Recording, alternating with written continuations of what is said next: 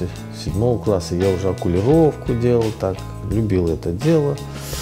Но у меня был даишка, Раметле Эльдар, а он работал агрономом-энтомологом. Он тогда мне говорил: зачем, это такая тяжелая профессия, это вечное, ты будешь говорить, яды там применяются, которые это все само.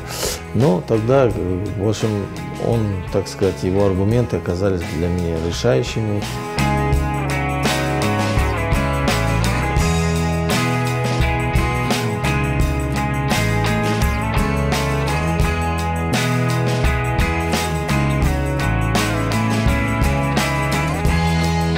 Я знал, что здесь нужен врач-стоматолог и врач-терапевт, учитывая, что супруга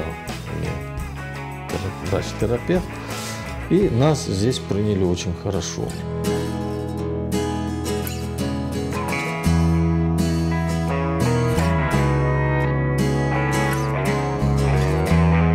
Сейчас у нас стали